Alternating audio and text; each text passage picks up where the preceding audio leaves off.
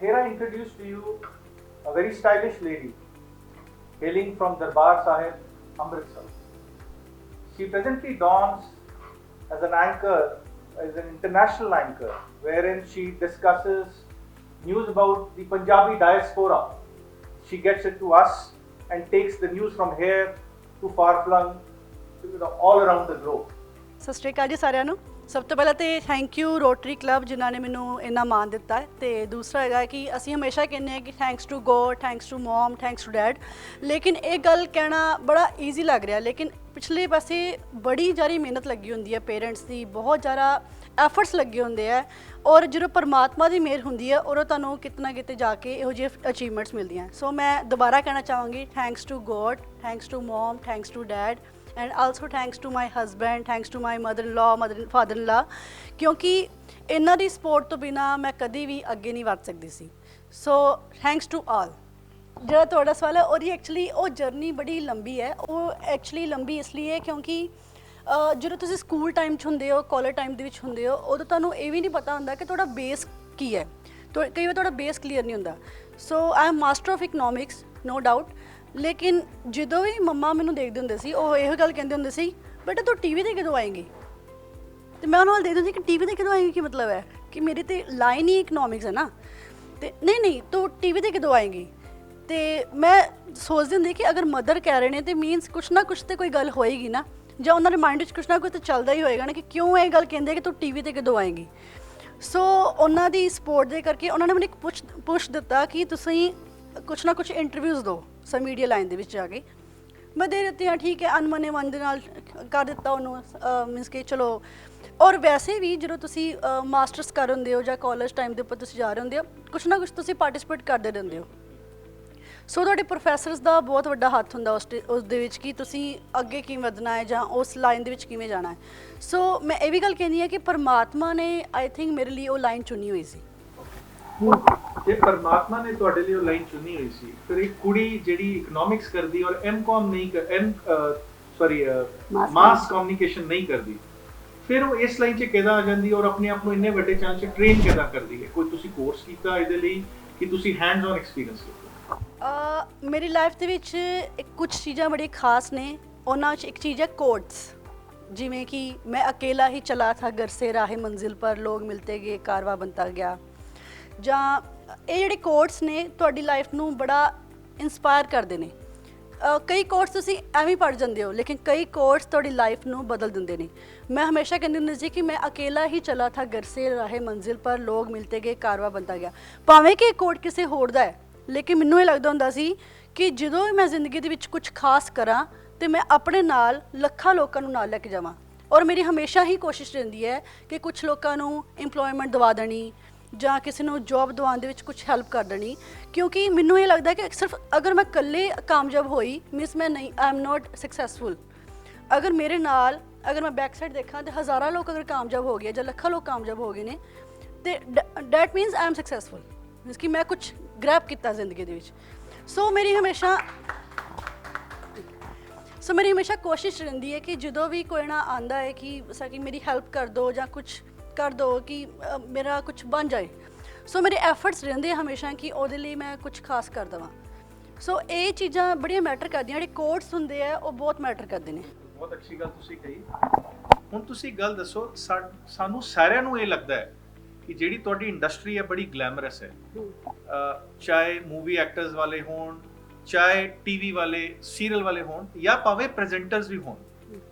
ਤੁਹਾਨੂੰ ਕੀ ਲੱਗਦਾ ਹੈ ਕਿ ਰਿਐਲਿਟੀ ਦੇ ਵਿੱਚ how much is it a difference between these two? ਕਿ ਰਿਐਲਿਟੀ 'ਚ ਗਲੈਮਰਸ ਤੇ ਸੱਚਾਈ ਕਿੰਨੀ ਹੈ? ਇੱਕ ਕੀ ਗਲੈਮਰਸ ਇੰਡਸਟਰੀ ਹੈ ਤੁਹਾਡੀ, ਕਿ ਕੀ ਸੱਚਾਈ ਹੈ ਇਹਦੇ ਵਿੱਚ, ਕਿ ਕਿੰਨਾ ਹਾਰਡ ਵਰਕ ਲੱਗਦਾ? ਕਿ ਸਾਨੂੰ ਤਾਂ ਦੂਜਾ ਲੱਗਦਾ ਕਿ ਬਹੁਤ ਗਲੈਮਰਸ ਇੰਡਸਟਰੀ। ਤੁਸੀਂ ਜਿਹੜੀ ਗੱਲ ਕਰ ਰਹੇ ਹੋ ਉਹਦੇ ਪਿਛਲੇ ਪਾਸੇ ਇੱਕ ਬੜੀ ਵੱਡੀ ਬੈਕਗਰਾਊਂਡ ਹੈ। ਉਹ ਇਹ ਹੈ ਕਿ ਤੁਸੀਂ ਕੋਈ ਵੀ ਫੀਲਡ ਵਿੱਚ ਜਾ ਰਹੇ ਹੋ, ਤੁਹਾਨੂੰ ਹਾਰਡ ਵਰਕ ਕਰਨਾ ਹੀ ਪਏਗਾ। ਤੁਹਾਡੀ ਆਊਟਸਾਈਡ ਦੀ ਜਿਹੜੀ ਬਿਊਟੀ ਹੈ ਉਹ ਉਦੋਂ ਕੰਮ ਆਏਗੀ ਜਦੋਂ ਤੁਹਾਡੀ ਇਨਸਾਈਡ ਦੀ ਜਿਹੜੀ ਬਿਊਟੀ ਹੈ, ਤੁਹਾਡੇ ਮਨ ਦੇ ਅੰਦਰ ਦੀ ਜਿਹੜੀ ਖਿੱਚ ਹੈ, ਮੀਨਸ ਕਿ ਹਾਰਡ ਵਰਕ ਕਰਨ ਦੀ ਜਿਹੜਾ ਮਨ ਦਾ ਲੈਵਲ ਹੈ, ਉਸ ਲੈਵਲ ਜਦੋਂ ਤੁਸੀਂ ਪਹੁੰਚਦੇ ਹੋ ਉਦੋਂ ਤੁਸੀਂ ਸਕਸੈਸਫੁਲ ਹੁੰਦੇ ਹੋ। ਜ਼ਰੂਰੀ ਨਹੀਂ ਹੈ ਉਹ ਐਕਟਿੰਗ ਲਾਈਨ ਹੋਵੇ। ਅਗਰ ਤੁਸੀਂ ਪ੍ਰੋਫੈਸਰ ਵੀ ਬਣਨਾ ਹੈ ਤੁਹਾਨੂੰ ਉਹ ਓਨਾ ਹੀ ਮਿਹਨਤ ਕਰਨੀ ਪਏਗੀ। ਅਗਰ ਤੁਸੀਂ ਐਕਟਰ ਬਣਨਾ ਹੈ ਤੁਹਾਨੂੰ ਉਸ ਤੋਂ ਵੀ ਜ਼ਿਆਦਾ ਮਿਹਨਤ ਕਰਨੀ ਪਏਗੀ, ਕਿਉਂਕਿ ਇਕੱਲਾ ਫੇਸ ਮੈਟਰ ਨਹੀਂ ਕਰਦਾ, ਉਹਦੇ ਵਾਸਤੇ ਬੜਾ ਕੁਝ ਮੈਟਰ ਕਰਦਾ ਹੈ। ਕਈ ਵਾਰੀ ਤੁਸੀਂ ਸੋਚ ਰਹੇ ਹੁੰਦੇ ਹੋ ਕਿ ਮੈਂ ਇਹਨੂੰ ਗ੍ਰੈਬ ਕਰਨਾ ਹੈ, ਸਮਝ ਲਓ ਕਿ ਮੈਂ ਇੰਟਰਨੈਸ਼ਨਲ ਐਂਕਰ ਜਿਸ ਟਾਈਮ ਤੇ ਬਣਨਾ ਸੀ, ਆਈ ਥਿੰਕ ਮੈਨੂੰ 5 to 6 ਇਅਰਸ ਲੱਗ ਗਏ ਉਸ ਚੀਜ਼ ਨੂੰ ਗ੍ਰੈਬ ਕਰਨ ਦੇ ਵਿੱਚ। ਸੋ ਜਦੋਂ ਤੁਸੀਂ ਥੋੜਾ ਕਰੋ, ਥੋੜੇ ਸਟੇਬਲ ਹੁੰਦੇ ਹੋ ਤੇ ਤੁਸੀਂ ਆਪਣੀ ਮੰਜ਼ਿਲ ਤੇ ਪਹੁੰਚਣ ਵਾਸਤੇ ਤੁਹਾਨੂੰ ਥੋੜਾ ਆਸਾਨ ਹੋ ਜਾਂਦਾ ਹੈ। ਅਦਰਵਾਈਜ਼ ਇਹ ਵੀ ਗੱਲ ਹੈਗੀ ਹੈ ਕਿ ਮੈਂ ਫਿਰ ਕਿਹਾ ਕਿ ਕੋਟਸ ਬਹੁਤ ਮੈਟਰ ਕਰਦੇ ਨੇ ਕਿ ਹਰ ਖੁਆਇਸ਼ ਐਸੀ ਹੋ ਕਿ ਹਰ ਖੁਆਇਸ਼ ਪੇ ਦਮ ਨਿਕਲੇ, ਕਿ ਮੀਨਸ ਕਿ ਤੁਹਾਡਾ ਮਨ ਦਾ ਲੈਵਲ ਇਹੋ ਜਿਹਾ ਹੋਣਾ ਚਾਹੀਦਾ ਹੈ ਕਿ ਤੁਹਾਡੀ ਜਿਹੜੀ ਅਚੀਵਮੈਂਟਸ ਨੇ ਉਹਨਾਂ ਨੂੰ ਪਾਉਣ ਦੇ ਵਿੱਚ ਤੁਹਾਨੂੰ ਰਾਤ ਨੂੰ ਨੀਂਦ ਨਹੀਂ ਆਉਣੀ ਚਾਹੀਦੀ ਉਸ ਚੀਜ਼ ਵਾਸਤੇ, ਕਿ ਤੁਹਾਨੂੰ ਅੱਧੀ ਰਾਤ ਉੱਠ ਜਾਣਾ ਚਾਹੀਦਾ ਹੈ ਕਿ ਮੈਨੂੰ ਉਹ ਚੀਜ਼ ਕਿਉਂ ਨਹੀਂ ਮਿਲੀ ਹੋਈ। ਜਾਂ ਤੁਸੀਂ ਥੋੜਾ ਦੱਸੋ ਗਰਾਊਂਡ ਲੈਵਲ ਰਿਪੋਰਟਿੰਗ ਕੀ ਹੁੰਦੀ ਹੈ, ਟੀਵੀ ਐਂਕਰ ਦੀ ਰਿਪੋਰਟਿੰਗ ਕੀ, ਔਰ ਜੇ ਬੰਦਾ ਇੱਕ ਪ੍ਰੈਜ਼ੈਂਟਰ ਬਣ ਜਾਂਦਾ ਹੈ ਇਹਦੇ 'ਚ ਕੀ ਫਰਕ ਹੈ? ਇਹ ਕੀ ਤੁਹਾਡੀ ਪ੍ਰਮੋਸ਼ਨਸ ਹੁੰਦੀਆਂ ਇੱਕ ਲੈਵਲ ਤੇ ਦੂਜੇ ਤੇ ਤੀਜਾ? ਜਦੋਂ ਤੁਸੀਂ ਮੀਡੀਆ ਲਾਈਨ ਜਾਂਦੇ ਹੋ ਤੁਹਾਡੇ ਮਾਈਂਡ ਵਿੱਚ ਚੱਲ ਰਿਹਾ ਹੁੰਦਾ ਕਿ ਮੈਂ ਐਂਕਰ ਬਣਨਾ ਹੈ, ਲੇਕਿਨ ਐਂਕਰ ਬਣਨਾ ਦਾ ਜਿਹੜਾ ਇਹ ਹੁੰਦਾ ਨਾ ਉਹ ਤੁਹਾਨੂੰ ਆਉਂਦਾ ਨਹੀਂ ਹੁੰਦਾ ਉਸ ਟਾਈਮ ਦੇ ਉੱਪਰ। ਸੋ ਤੁਹਾਨੂੰ ਬੜੇ ਲੋ ਲੈਵਲ ਤੋਂ ਸ਼ੁਰੂ ਕਰਨਾ ਪੈਂਦਾ ਹੈ, ਤੁਹਾਨੂੰ ਸਕ੍ਰਿਪਟਿੰਗ ਸਿੱਖਣੀ ਪੈਂਦੀ ਹੈ ਜਾਂ ਤੁਹਾਨੂੰ ਗੱਲਬਾਤ ਕਰਨੀ ਸਿੱਖਣੀ ਪੈਂਦੀ ਹੈ, ਕਿਉਂਕਿ ਕਈ ਵਾਰੀ ਤੁਸੀਂ ਇਹੋ ਜਿਹੇ ਹੁੰਦੇ ਹੋ ਕਿ ਤੁਹਾਡੇ ਸਾਹਮਣੇ ਵੱਲ ਕਿਸੇ ਨਾਲ ਗੱਲ ਕਰਨੀ ਹੈ ਔਰ ਤੁਸੀਂ ਕੰਬ ਰਹੇ ਹੁੰਦੇ ਹੋ ਕਿ ਮੈਂ ਨਾਲ ਗੱਲ ਕੀ ਕਰਨੀ ਹੈ। ਸੋ ਇਸ ਚੀਜ਼ ਨੂੰ ਸਿੱਖਣ ਵਾਸਤੇ ਹੀ ਕਮ ਸੇ ਕਮ 3-4 ਸਾਲ ਲੱਗ ਜਾਂਦੇ ਨੇ। ਸੋ ਦੂਸਰਾ ਇਹ ਹੈ ਕਿ ਜਦੋਂ ਕੌਨਫੀਡੈਂਸ ਲੈਵਲ ਜਦੋਂ ਵਧਣਾ ਸ਼ੁਰੂ ਹੁੰਦਾ ਹੈ ਤੇ ਉਸ ਟਾਈਮ ਦੇ ਉੱਪਰ ਤੁਹਾਨੂੰ ਆਪਣੇ ਆਪ ਮੌਕੇ ਮਿਲਣੇ ਵੀ ਸ਼ੁਰੂ ਹੋ ਜਾਂਦੇ ਨੇ, ਠੀਕ ਹੈ। ਤੇ ਇਸ ਜਗ੍ਹਾ ਦੇ ਉੱਪਰ ਮੈਂ ਵੈਸੇ ਪੀਟੀਸੀ ਨੈਟਵਰਕ ਦਾ ਵੀ ਥੈਂਕ ਯੂ ਕਰਨਾ ਚਾਹੂੰਗੀ, ਕਿਉਂਕਿ ਉਹਨਾਂ ਨੇ ਬੜੀ ਸਪੋਰਟ ਦਿੱਤੀ ਹੈ ਮੈਨੂੰ। ਜਿਵੇਂ ਕਿ ਆਰਨ ਸਰ ਨੇ, ਹਰਪ੍ਰੀਤ ਸਰ ਨੇ ਮੈਨੂੰ ਬਹੁਤ ਸਪੋਰਟ ਦਿੱਤੀ ਹੈ ਕਿ ਹਾਂ ਜਾ ਤੂੰ ਕਰਕੇ ਆ।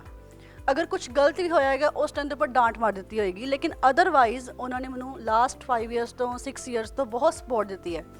ਸੋ ਜਦੋਂ ਤੁਸੀਂ ਇਸ ਲਾਈਨ 'ਚ ਹੁੰਦੇ ਹੋ ਜ਼ਰੂਰੀ ਨਹੀਂ ਹੈ ਕਿ ਤੁਸੀਂ ਫਸਟ ਡੇ ਜਾ ਕੇ ਐਂਕਰ ਹੀ ਬਣ ਜਾਓ, ਕਿਉਂਕਿ ਤੁਹਾਡਾ ਜਿਹੜਾ ਸੁਪਨਾ ਹੈ ਉਹ ਤੁਹਾਡਾ ਸੁਪਨਾ ਹੈ ਨਾ, ਉਹ ਕਿਸੇ ਹੋਰ ਦਾ ਸੁਪਨਾ ਤਾਂ ਹੈ ਨਹੀਂ। ਹੁਣ ਕੋਈ ਹੋਰ ਜਣਾ ਕੀ ਸੋਚ ਰਿਹਾ ਇਸ ਬਾਰੇ ਉਹਨੂੰ ਮੈਟਰ ਨਹੀਂ ਕਰਦਾ, ਉਹਦੇ ਵਾਸਤੇ ਇਹ ਹੈ ਕਿ ਤੁਸੀਂ ਇਸ ਟਾਈਮ ਦੇ ਉੱਪਰ ਸਕ੍ਰਿਪਟ ਲਿਖੀ ਹੈ ਜਾਂ ਨਹੀਂ ਲਿਖੀ ਹੈ, ਠੀਕ ਹੈ। ਮੇਰਾ ਇਹ ਵਾਲਾ ਕੰਮ ਹੋਇਆ ਜਾਂ ਨਹੀਂ ਹੋਇਆ ਜਿਸ ਟਾਈਮ ਤੁਸੀਂ ਜੌਬ ਕਰ ਰਹੇ ਹੁੰਦੇ ਹੋ, ਲੇਕਿਨ ਤੁਹਾਡੇ ਮਨ ਵਿੱਚ ਜਿਹੜੀ ਚੀਜ਼ ਚੱਲ ਰਹੀ ਹੈ ਉਹ ਇਹ ਹੈ ਕਿ ਮੈਂ ਰਿਪੋਰਟਿੰਗ ਕਰਨੀ ਹੈ ਜਾਂ ਮੈਂ ਐਂਕਰਿੰਗ ਕਰਨੀ ਹੈ। ਸੋ ਉਹਦਾ ਜਿਹੜਾ ਇੱਕ ਬੇਸ ਹੈ ਉਹ ਇਹੋ ਹੀ ਹੈ ਕਿ ਜਦੋਂ ਤੁਸੀਂ ਅਸਾਈਨਮੈਂਟ ਦੇ ਉੱਪਰ ਬੈਠ ਕੇ ਨਿਊਜ਼ ਡੈਸਕ 'ਤੇ ਬੈਠ ਕੇ ਕੁਝ ਸਿੱਖਦੇ ਹੋ ਜਾਂ ਤੁਹਾਨੂੰ ਕੋਈ ਟੀਜ਼ ਕਰਦਾ ਹੈ ਜਾਂ ਤੁਹਾਨੂੰ ਕਹਿੰਦਾ ਓਏ ਇਹਦੇ ਕੋਲ ਨਹੀਂ ਹੋਣਾ, ਉਦੋਂ ਤੁਸੀਂ ਉਸ ਚੀਜ਼ ਨੂੰ ਗ੍ਰੈਬ ਕਰਦੇ ਹੋ। ਅੱਛਾ ਤੁਸੀਂ ਦੱਸੋ ਤੁਹਾਡਾ 5 ਸਾਲ ਜਾਂ 5.5 ਸਾਲ ਦੀ ਤੁਹਾਡੀ ਜਰਨੀ ਰਹੀ ਹੈ ਵਿਦ ਦ ਮੀਡੀਆ ਲਾਈਨ। ਤੁਹਾਨੂੰ ਹੁਣ ਐਂਕਰ ਬਣੇ 2 ਸਾਲ ਹੋ ਗਏ? ਹਾਂਜੀ 2020 ਦੇ ਵਿੱਚ, ਹਾਂਜੀ 2 ਸਾਲ ਹੋ ਗਏ ਰਾਦੇ ਕਰੋਨਾ ਪੀਰੀਅਡ ਦੇ ਵਿੱਚ। ਯੈਸ।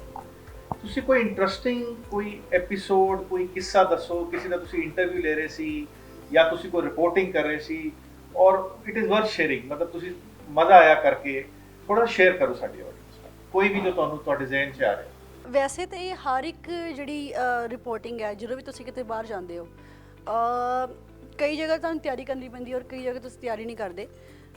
ਹਰ ਇੱਕ ਹੀ ਰਿਪੋਰਟਿੰਗ ਆਪਣੇ ਆਪ ਦੇ ਵਿੱਚ ਡਿਫਰੈਂਟ ਹੁੰਦੀ ਹੈ। ਔਰ ਸਭ ਤੋਂ ਫਨੀ ਗੱਲ ਇਹ ਲੱਗਦੀ ਹੁੰਦੀ ਹੈ ਕਿ ਜਿੱਦਾਂ ਦੇ ਤੁਸੀਂ ਪ੍ਰੋਗਰਾਮ 'ਤੇ ਗਏ ਹੁੰਦੇ ਹੋ ਉਹ ਜਦੋਂ ਇਹ ਗੱਲ ਕਹਿ ਦਿੰਨਾ ਕਿ ਤੁਸੀਂ ਮੈਨੂੰ ਥੋੜ੍ਹਾ ਦੱਸ ਦਿਓਗੇ ਪਲੀਜ਼ ਮੈਂ ਕੀ ਕਰਨਾ ਹੈ ਜਾਂ ਮੈਨੂੰ ਦੱਸ ਦਿਓਗੇ ਕਿ ਇਹਦੇ ਉੱਪਰ ਮੈਂ ਕੀ ਬੋਲਣਾ ਹੈ, ਅਤੇ ਉਹਦਾ ਨਾ ਬੜਾ ਸਟਰੇਂਜ ਜਿਹਾ ਮਹਿਸੂਸ ਹੁੰਦਾ ਹੈ ਕਿ ਅਸੀਂ ਉਹਨਾਂ ਦੇ ਪ੍ਰੋਗਰਾਮ 'ਤੇ ਆਏ ਹੋਏ ਹਾਂ ਜਾਂ ਉਹ ਹੀ ਸਾਨੂੰ ਲੈ ਕੇ ਆਏ ਨੇ ਅਤੇ ਉਹ ਕਹਿ ਰਹੇ ਨੇ ਕਿ ਤੁਸੀਂ ਸਾਨੂੰ ਦੱਸ ਦਿਓ ਕਿ ਅਸੀਂ ਕੀ ਕਰਨਾ। ਮੀਨਸ ਕਿ ਉਹਨਾਂ ਨੂੰ ਇੰਨਾ ਕੌਨਫੀਡੈਂਸ ਹੈ ਤੁਹਾਡੇ ਉੱਪਰ ਕਿ ਇਹ ਜੋ ਦੱਸਣਗੇ ਬਿਲਕੁਲ ਸਹੀ ਹੈ। ਸੋ ਉਦੋਂ ਇੱਕ ਬੜਾ ਅੱਛਾ ਫੀਲ ਆਉਂਦਾ ਹੈ। ਔਰ ਦੂਸਰਾ ਜਦੋਂ ਵੀ ਤੁਸੀਂ ਮੀਡੀਆ ਲਾਈਨ 'ਚ ਹੁੰਦੇ ਹੋ ਜ਼ਿਆਦਾਤਰ ਜਿਹੜੇ ਐਂਕਰਸ ਹੁੰਦੇ ਆ, ਐਕਟਰਸ ਹੁੰਦੇ ਆ ਜਾਂ ਕੋਈ ਵੀ ਜਿਹੜੇ ਵੀ ਜਿਨ੍ਹਾਂ ਨੂੰ ਫੇਮ ਬਹੁਤ ਪਸੰਦ ਹੁੰਦਾ ਹੈ ਉਹ ਇਸ ਗੱਲ 'ਤੇ ਹੀ ਬਹੁਤ ਖੁਸ਼ ਹੋ ਜਾਂਦੇ ਹੈ ਕਿ ਤੁਹਾਨੂੰ ਟੀ ਵੀ 'ਤੇ ਦੇਖਿਆ ਸੀ। ਸੋ ਜਦੋਂ ਵੀ ਮੈਨੂੰ ਕੋਈ ਕਹਿੰਦਾ ਨਾ ਤੁਹਾਨੂੰ ਟੀ ਵੀ 'ਤੇ ਦੇਖਿਆ ਸੀ, ਉਹ ਮੈਨੂੰ ਫੀਲ ਹੁੰਦਾ ਕਿ ਜਿੰਨੇ ਵੀ ਮੈਂ ਹਰਡਲਸ, ਜਿੰਨੇ ਵੀ ਮੈਨੂੰ ਪਰੇਸ਼ਾਨੀਆਂ ਜਾਂ ਜਿੰਨੀਆਂ ਵੀ ਦਿੱਕਤਾਂ ਆਈਆਂ ਨਾ ਤੇ ਇੱਥੇ ਆ ਕੇ ਨਾ ਉਹ ਸਾਰੀਆਂ ਖਤਮ ਹੋ ਗਈਆਂ। ਕਿਉਂਕਿ ਜਿਹੜਾ ਐਂਕਰ ਹੁੰਦਾ ਹੈ ਜਾਂ ਕੋਈ ਐਕਟਰ ਹੁੰਦਾ ਹੈ ਉਹ ਹਮੇਸ਼ਾ ਪਿਆਰ ਦਾ ਭੁੱਖਾ ਹੁੰਦਾ ਹੈ। ਉਹਨੂੰ ਇਹ ਲੱਗਦਾ ਕਿ ਜਿਹੜਾ ਮੈਂ ਫੇਮ ਗ੍ਰੈਬ ਕੀਤਾ ਹੈ ਨਾ ਉਹੀ ਮੇਰੇ ਲਈ ਸਭ ਕੁਝ ਹੈ ਔਰ ਜਿਹੜੀ ਮਨੀ ਹੈ ਉਹ ਸੈਕਿੰਡ ਨੰਬਰ 'ਤੇ ਹੈ। ਅੱਜ ਕੱਲ੍ਹ ਮੈਮ ਜਿੰਨੇ ਐਂਕਰਸ ਹੈਗੇ ਨੇ ਮੇਨ ਸਟ੍ਰੀਮ ਚੈਨਲਸ ਤੇ ਉਹ ਗਿਵ ਇਹ ਫੀਲਿੰਗ ਦਿੰਦੇ ਕਿ ਉਹ ਬਾਇਸ ਨੇ, ਉਹ ਕਿਸੇ ਪਾਰਟਿਕੂਲਰ ਫਿਲਾਸਫੀ ਨੂੰ ਜ਼ਿਆਦਾ ਕਰਦੇ ਆ। ਤਾਂ ਉਹਦੇ ਹੁੰਦਾ ਕੀ ਹੈ ਕਿ ਜੇ 3-6 ਲੋਕੀ ਬੈਠੇ ਇੱਕ ਤਾਂ ਬੰਦੇ ਹੀ ਇੰਨੇ ਵਾਰ ਲੈਂਦੇ ਕਿ ਪਤਾ ਨਹੀਂ ਕਿਸਨੇ ਕਿੰਨਾ ਬੋਲਣਾ ਬੋਲ ਰਹੇ ਹੁੰਦੇ। ਐਂਕਰ ਦਾ ਜੌਬ ਨਿਊਟਰਲ ਹੋਣਾ ਚਾਹੀਦਾ, but instead of being neutral ਉਹ ਇੱਕ ਸਾਈਡ ਨੂੰ, ਇੱਕ ਪੱਲੇ ਦੀ ਤਰਫ ਜ਼ਿਆਦਾ ਹਾਵੀ ਹੋ ਜਾਂਦਾ ਹੈ। ਤੇ ਇਹ ਕੀ ਅੱਜਕੱਲ ਦਾ ਨਵਾਂ ਟ੍ਰੈਂਡ ਹੈ? ਕਿਉਂਕਿ ਸਾਰੇ ਵੱਡੇ ਐਂਕਰ ਸਾਡੇ ਕੰਟਰੀ ਦੇ, ਮੈਂ ਨਾਂ ਨਹੀਂ ਲੈਂਦਾ, ਸਾਰਿਆਂ ਦਾ ਇਹੀ ਹੈ, ਕੋਈ ਇੱਕ ਬਹੁਤ ਜ਼ਿਆਦਾ ਐਕਸਟ੍ਰੀਮ ਹੈ, ਕੋਈ ਘੱਟ ਹੈ, ਲੇਕਿਨ ਨਿਊਟਰਲ ਕੋਈ ਨਹੀਂ ਹੈ। ਤੁਸੀਂ ਸਵਾਲ ਬਹੁਤ ਟਫ ਪੁੱਛਿਆ, ਲੇਕਿਨ ਉਹ ਹੈ ਵੀ ਪੋਲੀਟੀਕਲ ਹੈ।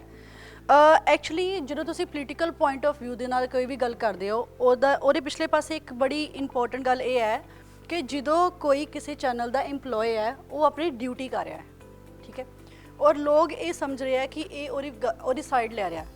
ਇਹ ਗੱਲ ਨਹੀਂ ਹੈ। EMPLOYE ਆਪਣੀ ਡਿਊਟੀ ਕਰ ਰਿਹਾ, ਔਰ ਇੱਕ ਐਂਕਰ ਜਿਹੜਾ ਤੁਸੀਂ ਬਾਇਸ ਜਾਂ ਅਨਬਾਇਸਡ ਦੀ ਗੱਲ ਕਰਦੇ ਪਏ ਹੋ, ਜਿਹੜੇ ਡਿਬੇਟਸ ਨੇ ਉਹਨਾਂ ਦੇ ਉੱਪਰ ਮੈਂ ਕੋਈ ਕਮੈਂਟਸ ਨਹੀਂ ਕਰਾਂਗੀ, ਕਿਉਂਕਿ ਉਹਦੇ ਵਿੱਚ ਸਭ ਨੂੰ ਪਤਾ ਹੈ ਕਿ ਪੋਲੀਟੀਕਲ ਪੁਆਇੰਟ ਆਫ ਵਿਊ ਦੇ ਨਾਲ ਗੱਲ ਕੀਤੀ ਜਾ ਰਹੀ ਹੈ। ਅਗਰ ਸਰਕਾਰ ਚੇਂਜ ਹੋਈ ਹੈ ਤੇ ਵਿਊਜ਼ ਵੀ ਚੇਂਜ ਹੋਣਗੇ, ਠੀਕ ਹੈ। ਅਗਰ ਕੋਈ ਸਰਕਾਰ ਡਾਊਨ ਚਲੇ ਗਈ ਹੈ ਤੇ ਵਿਊਜ਼ ਚੇਂਜ ਹੋਣਗੇ, ਠੀਕ ਹੈ। ਔਰ ਜਿਹੜਾ ਪੋਲੀਟੀਕਲ ਪੁਆਇੰਟ ਆਫ ਵਿਊ ਦੇ ਨਾਲ ਅਗਰ ਮੈਂ ਇਸ ਗੱਲ ਦੇ ਉੱਪਰ ਆਨਸਰ ਕਰਨਾ ਹੈ ਤਾਂ ਮੈਂ ਇਹਦੇ ਉੱਪਰ ਨੋ ਕਮੈਂਟਸ ਹੈ। ਅਦਰਵਾਈਜ਼ ਮੈਂ ਇਹ ਕਹਿ ਸਕਦੀ ਹਾਂ ਕਿ ਐਂਕਰ ਕਿਤੇ ਨਾ ਕਿਤੇ ਅਨਬਾਇਸਡ ਹੁੰਦਾ ਹੈ। ਇਹ ਨਹੀਂ ਗੱਲ ਕਿ ਉਹ ਬਾਇਸਡ ਹੁੰਦਾ ਹੈ, ਉਹ ਕਈ ਵਾਰੀ ਆਪਣੀ ਡਿਊਟੀ ਨਿਭਾ ਰਿਹਾ ਹੁੰਦਾ ਹੈ, ਤੇ ਉਹਦੇ ਉੱਪਰ ਕੋਈ ਪਰਟੀਕੂਲਰ ਚੈਨਲ ਦੀ ਗੱਲ ਨਹੀਂ ਹੈ, ਪਰਟੀਕੁਲਰ ਐਂਕਰ ਦੀ ਗੱਲ ਨਹੀਂ ਹੈ। ਉਹ ਇੱਕ ਨੈਚੁਰਲ ਵੇ ਹੈ, ਠੀਕ ਹੈ। ਜਿਵੇਂ ਕਿ ਪੰਜਾਬ ਨੇ ਆਪ ਨੂੰ ਜਿਤਾ ਦਿੱਤਾ। ਕਿਉਂ ਜਿਤਾ ਦਿੱਤਾ? ਅਕਸਰ ਉਹਨਾਂ ਦੇ ਮਾਈਂਡ ਵਿੱਚ ਕੁਝ ਹੋਏਗਾ ਨਾ, ਉਹਨਾਂ ਨੇ ਸੋਚਿਆ ਹੋਏਗਾ ਕਿ ਅਸੀਂ ਕੁਝ ਨया ਬਦਲ ਲੈ ਕੇ ਆਈਏ, ਠੀਕ ਹੈ। ਉਹ ਉਸਦੇ ਬਾਅਦ ਪਛਤਾਉਂਦੇ ਨੇ, ਜਾਂ ਉਸ ਤੋਂ ਬਾਅਦ ਉਹਨਾਂ ਨੂੰ ਬੜਾ ਅੱਛਾ ਲੱਗਦਾ ਹੈ ਕਿ ਸਾਡਾ ਡਿਸੀਜਨ ਠੀਕ ਹੈ, ਉਹ ਇੱਕ ਅਲੱਗ ਗੱਲ ਹੈ। ਲੇਕਿਨ ਅਦਰਵਾਈਜ਼ ਕੋਈ ਵੀ ਇਹਦੇ ਉੱਪਰ ਕਮੈਂਟਸ ਕਰਨੇ ਬੰਦੇ ਨਹੀਂ ਹੈ। ਵੈਸੇ ਜਿਹੜਾ ਤੁਸੀਂ ਮੈਨੂੰ ਸਵਾਲ ਪੁੱਛਿਆ, ਜਿਹੜੇ ਐਂਕਰਸ ਡਿਬੇਟ ਕਰਦੇ ਨੇ ਉਹਨਾਂ ਨੂੰ ਇਹ ਵਾਲਾ ਸਵਾਲ ਪੁੱਛਣਾ ਚਾਹੀਦਾ ਹੈ, ਕਿਉਂਕਿ ਮੈਂ ਤੇ ਇੱਕ ਇੰਟਰਨੈਸ਼ਨਲ ਐਂਕਰ ਹੈ ਨਾ। ਮੈਂ ਹੁਣ ਤੁਹਾਨੂੰ ਇੰਟਰਨੈਸ਼ਨਲ ਐਂਕਰ ਦੇ ਪੁਆਇੰਟ ਆਫ ਵਿਊ ਨਾਲ ਪੁੱਛਣਾ ਚਾਹੁੰਦਾ। ਪੰਜਾਬ ਦਾ ਮਾਹੌਲ ਚੇਂਜ ਹੋਇਆ ਹੈ, ਸਾਡੀ ਸਟੇਟ ਦੀ ਫਾਈਨੈਂਸ਼ੀਅਲੀ ਬਹੁਤ ਹਾਲਤ ਖਰਾਬ ਹੈ। ਇੰਡੀਆ ਦੀ ਪਰਸੈਪਸ਼ਨ ਲਾਸਟ 8 ਸਾਲਾਂ 'ਚ ਚੇਂਜ ਹੋਈ ਹੈ। ਇਹ ਪਰਸਨਲ ਵੀ ਕੋਈ ਕਹੇਗਾ ਮਾੜੀ ਹੋਈ ਹੈ, ਕੋਈ ਕਹੇਗਾ ਚੰਗੀ ਹੋਈ ਹੈ, ਕਿਉਂਕਿ ਤੁਸੀਂ ਪੰਜਾਬੀ ਡਾਇਸਪੋਰਾ ਨੂੰ ਇਹ ਨਿਊਜ਼ ਦਿੰਦੇ ਹੋ ਜਾਂ ਉਹਨਾਂ ਦੀ ਨਿਊਜ਼ ਸਾਡੇ ਕੋਲ ਲਿਆਉਂਦੇ ਹੋ। ਤੁਹਾਨੂੰ ਕੀ ਲੱਗਦਾ ਹੈ ਲਾਸਟ 5 ਸਾਲਾਂ 7 ਸਾਲਾਂ 'ਚ ਕੋਈ ਮੇਜਰ ਵਿਊ ਚੇਂਜ ਹੋਇਆ ਅਬਾਊਟ ਪੰਜਾਬ? ਮੈਂ ਪੰਜਾਬ ਦੀ ਗੱਲ ਹੀ ਕਰਦਾ।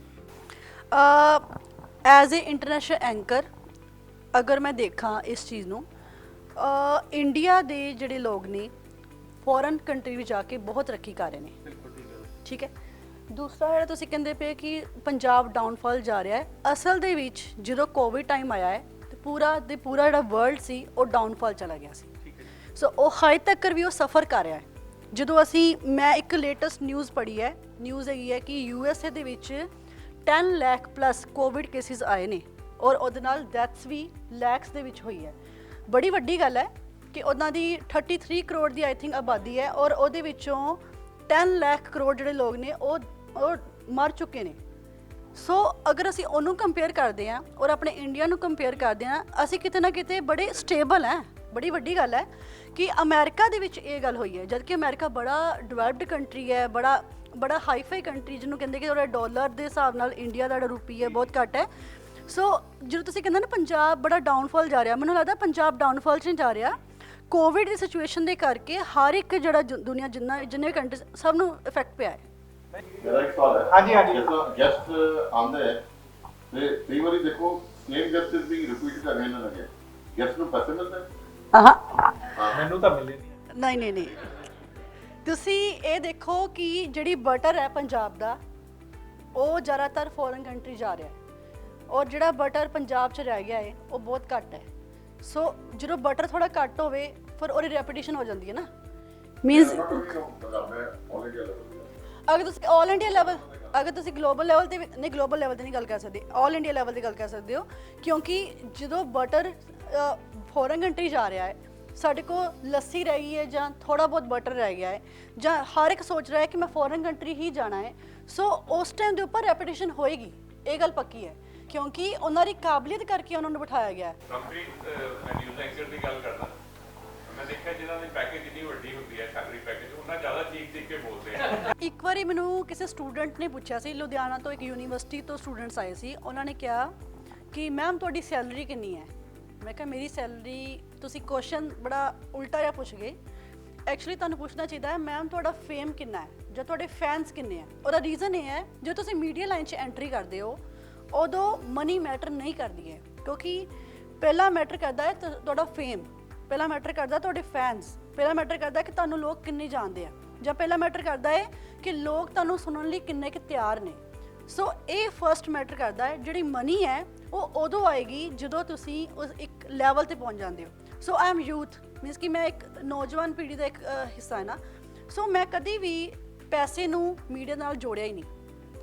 ਮੈਨੂੰ ਮੈਟਰ ਹੀ ਨਹੀਂ ਕਰਦਾ ਇਹ ਚੀਜ਼, ਕਿਉਂਕਿ ਜਦੋਂ ਵੀ ਮੈਂ ਜੌਬ ਕਰਨ ਵਾਸਤੇ ਜਦੋਂ ਗਈ ਸੀ ਉਸ ਟਾਈਮ ਤੇ ਮੈਨੂੰ ਮੈਟਰ ਕਰ ਰਿਹਾ ਸੀ ਕਿ ਮੈਂ ਰਿਪੋਰਟਿੰਗ ਕਰਨੀ ਹੈ, ਮੈਂ ਐਂਕਰਿੰਗ ਕਰਨੀ ਹੈ, ਮੈਨੂੰ ਲੋਕ ਜਾਣਨ ਹੂ ਇਜ਼ ਰਮਪ੍ਰੀਤ।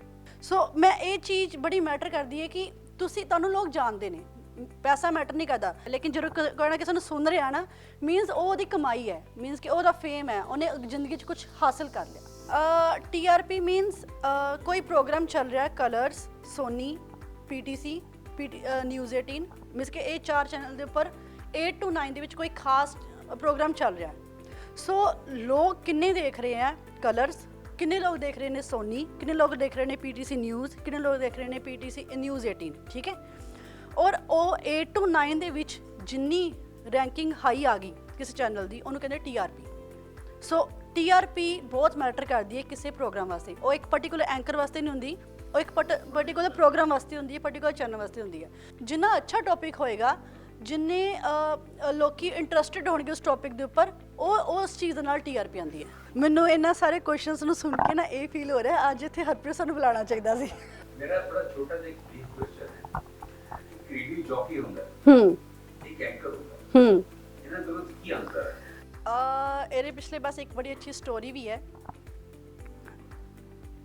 ਜਦੋਂ ਮੈਂ ਫਸਟ ਟਾਈਮ ਕਿਤੇ ਬੋਲਿਆ ਸੀ ਔਰ ਉਹਨਾਂ ਨੇ ਕਿਹਾ ਤੁਹਾਡੀ ਆਵਾਜ਼ ਦੇ ਵਿੱਚ ਨਾ ਖਰਾਸ਼ ਹੈ ਔਰ ਤੁਸੀਂ ਇੱਕ ਅੱਛੇ ਵੌਇਸਰ ਨਹੀਂ ਬਣ ਸਕਦੇ, ਮੀਨਸ ਬਹੁਤ ਦੁੱਖ ਹੋਇਆ, ਇੰਨਾ ਦੁੱਖ ਹੋਇਆ ਨਾ, ਮੀਨਸ ਉਹ 2-3 ਮੰਥਸ ਤੇ ਮੇਰੇ ਐਵੇਂ ਨਿਕਲ ਗਏ। ਔਰ 2-3 ਮੰਥਸ ਬਾਅਦ ਮੈਂ ਦੁਬਾਰਾ ਇੱਕ ਇੰਟਰਵਿਊ ਦਿੱਤੀ ਔਰ ਉਹਨਾਂ ਨੇ ਕਹਿਤਾ ਤੁਹਾਡੀ ਨਾ ਆਵਾਜ਼ ਬੜੀ ਅੱਛੀ ਹੈ। ਮੈਂ ਕਿਹਾ 3 ਮੰਥਸ ਐਵੇਂ ਨਾ ਦੁੱਖ ਬਣਾਈ ਗਈ ਕਿ ਮੀਨਸ ਕਿਸੇ ਨੇ ਕਹਿਤਾ ਆਵਾਜ਼ ਬੜੀ ਬੁਰੀ ਹੈ ਔਰ ਉਸ ਚੀਜ਼ ਨੂੰ ਲੈ ਕੇ ਮੈਂ ਬੈਠੀ ਰਹੀ। ਅਸਲ ਦੇ ਵਿੱਚ ਹੁਣ ਤੁਸੀਂ ਕਿਹਾ ਕਿ ਜਿਹੜਾ ਰੇਡੀਓ ਜੋਕੀ ਹੈ ਔਰ ਇੱਕ ਐਂਕਰ ਹੈ ਔਰ ਰੇਡੀਓ ਜੋਕੀ ਐਂਕਰ ਬਣ ਸਕਦਾ। ਹੁਣ ਇੱਥੇ ਉਹੀ ਗੱਲ ਹੈ ਕਿ ਹਰ ਖੁਆਇਸ਼ ਐਸੀ ਹੋ ਕਿ ਹਰ ਖੁਆਇਸ਼ ਵਿੱਚ ਦਮ ਨਿਕਲੇ। ਅਗਰ ਰੇਡੀਓ ਜੋਕੀ ਦਾ ਕੰਮ ਬੜਾ ਅੱਛਾ ਚੱਲ ਰਿਹਾ ਹੈ, ਅਗਰ ਉਹ ਬੜੇ ਅੱਛੇ ਤਰੀਕੇ ਨਾਲ ਪ੍ਰੈਜ਼ੈਂਟ ਕਰ ਪਾ ਰਿਹਾ ਆਪਣੀ ਵੌਇਸ ਨੂੰ, ਉਹਨੂੰ ਜ਼ਰੂਰਤ ਹੀ ਨਹੀਂ ਹੈ ਕਿ ਮੈਂ ਆਪਣਾ ਫੇਸ ਅੱਗੇ ਪ੍ਰੈਜ਼ੈਂਟ ਕਰਾਂ। ਉਹ ਠੀਕ ਹੈ, ਉਹ ਹੈਪੀ ਅਗਰ ਉੱਥੇ ਉਸ ਜਗ੍ਹਾ ਦੇ ਉੱਪਰ, ਹਾਂ ਤਾਂ ਬਣ ਸਕਦਾ ਹੈ ਐਂਕਰ, ਐਸਾ ਕੁਝ ਨਹੀਂ ਹੈ। ਬਸ ਇਹ ਹੁੰਦਾ ਕਿ ਥੋੜੀ ਹੈਜ਼ੀਟੇਸ਼ਨ ਹੁੰਦੀ ਹੈ ਉਹਨੂੰ, ਕਿ ਸਾਹਮਣੇ ਬੋਲਣ 'ਚ ਉਹਨੂੰ ਹੈਜ਼ੀਟੇਸ਼ਨ ਹੋ ਰਹੀ ਹੁੰਦੀ ਹੈ ਕਈ ਵਾਰੀ। ਤੇ ਸੋ ਰੇਡੀਓ ਜੋਕੀ ਇੱਕ ਅਲੱਗ ਲਾਈਨ ਹੈ ਔਰ ਐਂਕਰਿੰਗ ਇੱਕ ਅਲੱਗ ਲਾਈਨ ਹੈ। ਤੁਹਾਨੂੰ ਅੱਜ ਫੀਲ ਕਿਦਾਂ ਹੋਇਆ? ਤੁਸੀਂ ਸਭ ਦਾ ਇੰਟਰਵਿਊ ਲੈਂਦੇ ਆ, ਅੱਜ ਤੁਹਾਡਾ ਇੰਟਰਵਿਊ ਲਿੱਤਾ ਜਾ ਰਿਹਾ ਹੈ। ਮੈਂ ਟਰੈਪ ਫੀਲ ਕੀਤਾ ਥੋੜੀ ਦੇਰ ਲਈ, ਲੇਕਿਨ ਅਦਰਵਾਈਜ਼ ਬੜਾ ਅੱਛਾ ਸੀ, ਬਹੁਤ ਮੀਨਸ ਕਿ ਪਲੇਜ਼ੈਂਟ ਸੀ। ਕਿਉਂਕਿ ਕੁਝ ਗੱਲਾਂ ਇਹੋ ਜਿਹੀਆਂ ਹੁੰਦੀਆਂ ਜਿਹੜੀ ਤੁਸੀਂ ਮਨ 'ਚ ਰੱਖ ਕੇ ਬੈਠੇ ਹੁੰਦੇ ਹੋ, ਲੇਕਿਨ ਜਦੋਂ ਕੋਈ ਨਾ ਤੁਹਾਨੂੰ ਪੁੱਛਦਾ ਹੈ, ਉਹ ਜੋ ਤੁਹਾਡੇ ਮਨ 'ਚੋਂ ਨਿਕਲਦੀਆਂ ਨੇ, ਉਹ ਇਹ ਹੁੰਦਾ ਕਿ ਤੁਹਾਨੂੰ ਬੜਾ ਸਕੂਨ ਜਿਹਾ ਮਿਲਦਾ ਹੈ ਕਿ ਆਪਣੀ ਗੱਲ ਦੱਸ ਪਾਇਆ। ਕਿਉਂਕਿ ਕਈ ਲੋਕ ਆਪਣੀ ਗੱਲ ਦੱਸ ਹੀ ਨਹੀਂ ਪਾਉਂਦੇ। ਸੋ ਕਈ ਵਾਰੀ ਅਸੀਂ ਇੰਤਜ਼ਾਰ ਕਰ ਰਹੇ ਹੁੰਦੇ ਕਿ ਸਾਨੂੰ ਇਹੋ ਜਿਹਾ ਮੌਕਾ ਮਿਲੇ ਕਿ ਸਾਡੇ ਕੋਲ ਕੋਈ ਨਾ ਗੱਲ ਪੁੱਛੇ ਔਰ ਮੈਂ ਉਹਨੂੰ ਦੱਸ ਪਾਵਾਂ ਕਿ ਹਾਂ ਇਹ ਵਾਲੀ ਗੱਲ ਇਸ ਤਰ੍ਹਾਂ ਹੋਈ ਸੀ, ਜਾਂ ਮੇਰੀ ਜਰਨੀ ਕਿਹੋ ਜਿਹੀ ਸੀ, ਮੈਨੂੰ ਉਹਦੇ ਵਿੱਚ ਕਿਹੜੀ ਕਿਹੜੀ ਦਿੱਕਤਾਂ ਆਈਆਂ, ਪਰੇਸ਼ਾਨੀਆਂ ਆਈਆਂ, ਜਾਂ ਮੈਂ ਬੜਾ ਪਲੇਜ਼ੈਂਟ ਕਿਸ ਟਾਈਮ ਦੇ ਉੱਪਰ ਆ। ਐਕਚੁਅਲੀ ਇਸ ਲਾਈਨ ਦੇ ਵਿੱਚ ਕਦੇ ਵੀ ਤੁਸੀਂ ਪਲੇਜ਼ੈਂਟ ਨਹੀਂ ਹੁੰਦੇ। ਜਿਵੇਂ ਕਿ ਮੈਂ ਤੁਹਾਨੂੰ ਪ੍ਰੈਜ਼ੈਂਟ ਤੇ ਹੋ ਗਈ, ਲੇਕਿਨ ਮੈਂ ਕਦੀ ਵੀ ਪਲੇਜ਼ੈਂਟ ਨਹੀਂ ਉਸ ਚੀਜ਼ ਦੇ ਵਿੱਚ, ਕਿਉਂਕਿ ਮੇਰੀ ਡਿਊਟੀ ਵੀ ਹੈ, ਮੈਂ ਉਸ ਟਾਈਮ ਦੇ ਵਿੱਚ ਐਂਕਰਿੰਗ ਵੀ ਕਰਨੀ ਹੈ, ਵਿੱਚ ਪਰੇਸ਼ਾਨੀਆਂ ਵੀ ਆ ਰਹੀਆਂ, ਵਿੱਚ ਮੈਂ ਫੀਲਡ ਵਿੱਚ ਵੀ ਜਾਣਾ ਹੈ। ਲੇਕਿਨ ਇੱਕ ਸਕੂਨ ਉਦੋਂ ਮਿਲਦਾ ਕੋਈ ਨਾ ਦੇਖਣ ਵਾਸਤੇ ਜਾਂ ਤੁਹਾਨੂੰ ਬੈਠ ਕੇ ਸੁਣ ਰਿਹਾ ਹੈ। ਸੋ ਅੱਜ ਮੈਂ ਬੜਾ ਸਕੂਨ ਦੇ ਵਿੱਚ ਇਸ ਟਾਈਮ ਦੇ ਉੱਪਰ, ਮੈਨੂੰ ਬੜਾ ਅੱਛਾ ਫੀਲ ਹੋ ਰਿਹਾ ਕਿ ਇੰਨੇ ਸਾਰੇ ਲੋਕ ਮੈਨੂੰ ਸੁਣਨ ਵਾਸਤੇ ਬੈਠੇ ਹੋਏ ਨੇ ਔਰ ਬੜੇ ਕੰਸਰਨ ਤਰੀਕੇ ਨਾਲ ਸਵਾਲ ਹੀ ਪੁੱਛ ਰਹੇ ਨੇ। ਚਾਹੇ ਉਹ ਸਵਾਲ ਮੇਰੇ ਵਾਸਤੇ ਅੱਛੇ ਨਹੀਂ ਸੀ, ਕੁਝ ਟਰੈਪਿੰਗ ਵਾਲੇ ਸੀ, ਲੇਕਿਨ ਬੜਾ ਅੱਛਾ ਲੱਗਾ, ਬੜਾ ਸਕੂਨ ਵਾਲਾ ਸੀ ਉਹ। ਥੈਂਕ ਯੂ ਸੋ ਮਚ ਰਾਮਪ੍ਰੀਤ ਜੀ, ਤੁਸੀਂ ਆਪਣੇ ਇੰਟਰਵਿਊ 'ਚ 101 ਪੁਆਇੰਟਸ ਪਾਏ 100 ਵਿੱਚੋਂ, ਬਹੁਤ ਅੱਛਾ ਸੀ। Audience also liked the Q&As which we had with the young lady, and do keep on associating with our club, because Rotary's mission is associated with charity.